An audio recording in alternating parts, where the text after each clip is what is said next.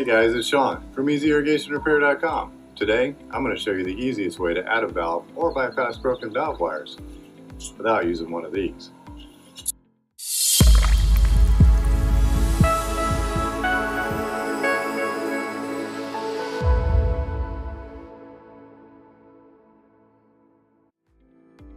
We run through the stations on our system, we can see that our valve 3 is not operating.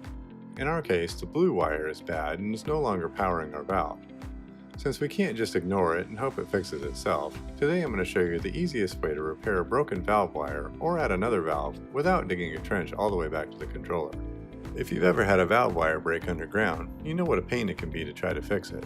You can dig, and dig, and dig, and dig some more, and still not find it. Especially if your wires are running underneath driveways or walkways, and you can't just tie two valves together, your system won't have enough pressure to water both zones properly.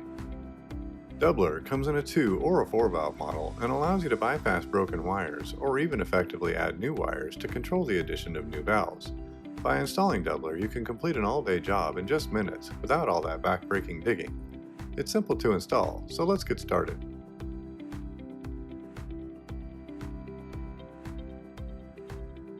When making connections in the valve box, make sure to waterproof your wire connections by using waterproof connectors. These are usually filled with a grease or other substance that encapsulate the wire, making them resistant to water. You may need to clean some of this off when redoing your connections. We have determined that our valve 3 is not operating due to a field wire broken somewhere between the valve box and the controller. In this case, it's our blue wire. Let's disconnect this wire and put it to the side since it's no good.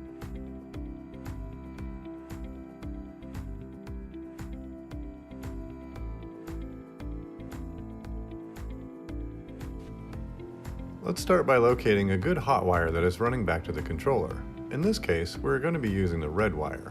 If this wire is currently being used by a valve, we need to disconnect it from that valve. Doubler installs in the valve box along with the valves that will be operating. It is completely waterproof and can be installed any distance from the controller. Whether your valves are across the yard or down the block, if you have the power, Doubler will operate them. Let's connect our doubler wires.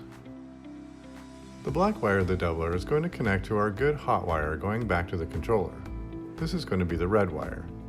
This hot wire should only be connected to the black wire of the doubler and not connected directly to any valve solenoids.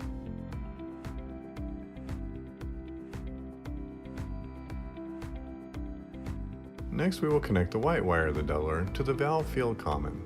This is the same common wire that all your valves are connected to.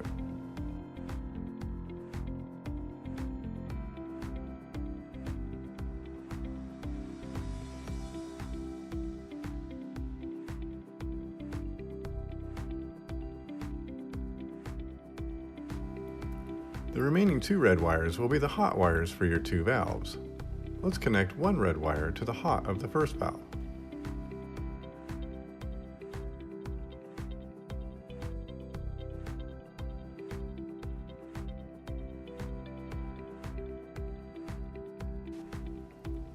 And now let's connect the other red wire to the hot of the second valve. The power from the controller will run in the black wire of the doubler and will come out one of these 2 red wires. Each time the doubler receives power from the controller, it will switch and operate a valve. This is how we can use the same wire to operate 2 valves and still maintain independent watering times for each valve. Once you've installed your doubler in your valve box, let's complete our install at the controller.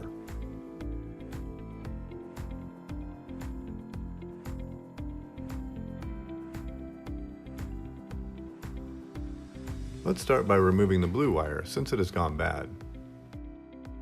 Now that we have the doubler installed, the last step is to connect the 2 stations you want to use at the controller. We do this by running a jumper wire between these 2 stations. Locate the station with the hot wire going to your doubler. In this case, it's the red wire. Simply connect a jumper wire between this station and another open station of your choice, and then set your watering times. This will allow you to program individual run times for each valve on the corresponding stations. Please note, on digital controllers, your doubler station should not be in sequence. We recommend that you skip a station for reliable operation. While the doubler only needs 35 milliseconds to switch, some digital controllers can switch so quickly that the next station will power up before the last station is powered down. Doubler will not detect the voltage drop it uses to switch in these cases.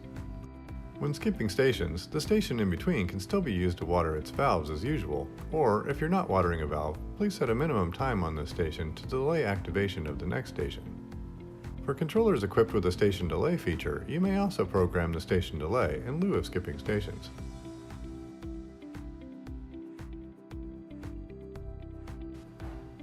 Once installed, test your system by activating your stations in sequence to be sure everything is operating properly.